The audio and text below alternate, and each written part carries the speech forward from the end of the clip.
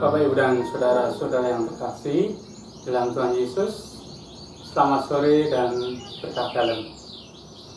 Bertemu kembali dalam renungan bulan Maria dan bulan Katekese Liturgi tahun 2020. Marilah kita awali dengan tanda kemenangan Kristus. Dalam nama Bapa dan Putra dan Roh Kudus. Amin. Semoga rahmat Tuhan kita Yesus Kristus, cinta kasih Allah dan perlindungan Roh Kudus senantiasa selalu beserta kita.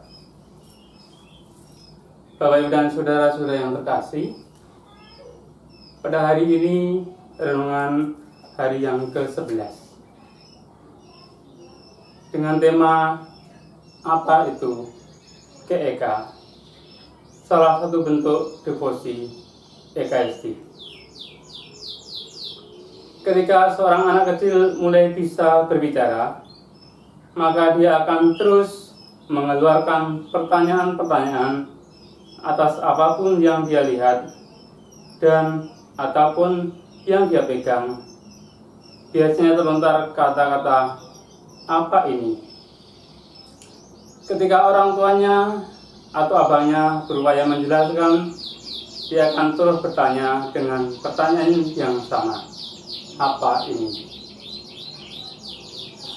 Barangkali kita juga butuh disegarkan lagi dengan pertanyaan yang sama mengenai apa itu Kongres Ekaristi, atau lebih lengkap lagi, apa itu Kongres Ekaristi Keuskupan atau GEK. Sebab GEK ini sempat menghebohkan jagat gereja di Keuskupan Agung Semarang dan bahkan Gereja Katolik Indonesia. Gagasan awal Kongres Ekaristi dilontarkan oleh almarhum Monsinyur Johannes Pujo Sumarto yang waktu itu menjadi Ditjen Kas sebagai respon atas adanya peristiwa Kongres Ekaristi Internasional yang ke-49 di tahun 2008. Kongres Ekaristi Internasional ini diadakan setiap 4 tahun sekali. Sebetulnya Kongres Ekaristi adalah peristiwa rohani biasa, tetapi sudah mengakar dalam Gereja Katolik, yaitu menjadi salah satu devosi dalam menghayati sakramen Ekaristi.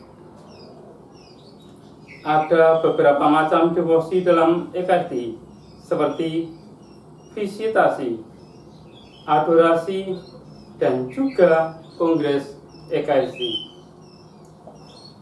Hanya dalam bentuk Kongres Ekaristi ini perlu dilaksanakan dalam tempo yang lebih lama, baik dalam hitungan jam maupun hari, dan melibatkan banyak orang dengan tema-tema pendukung yang semua mengarahkan bagaimana orang semakin terbantu untuk merayakan dan menghayati sakramen Ekaristi.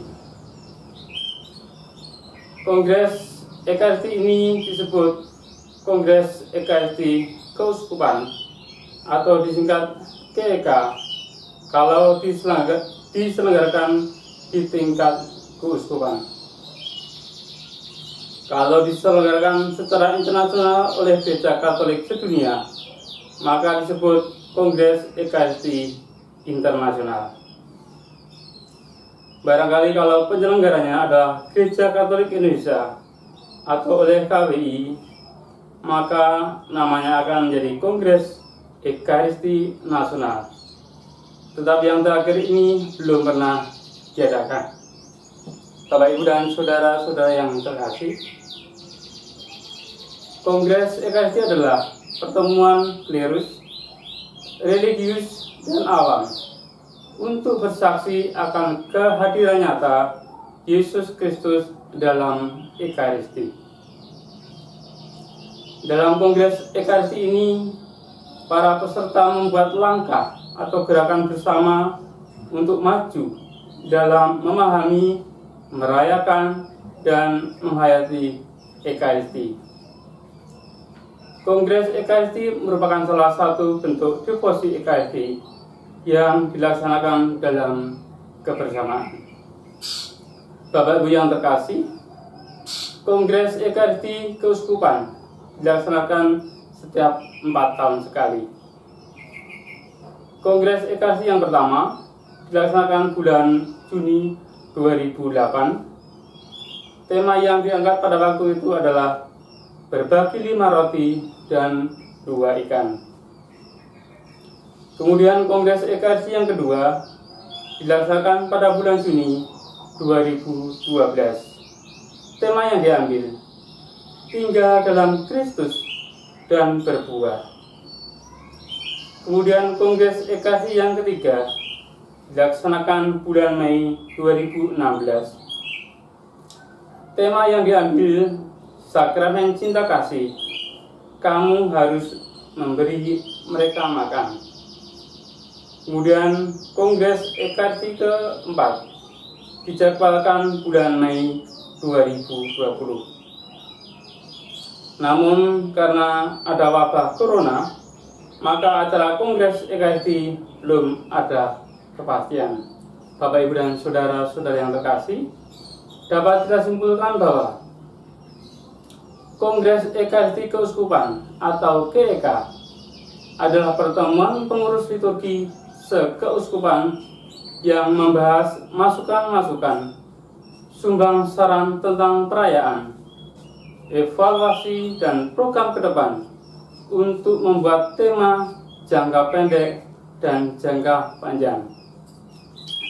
Sebagai contoh penentuan tema, pada tahun keluarga, segenap fokus dan peribadatan pada tema itu.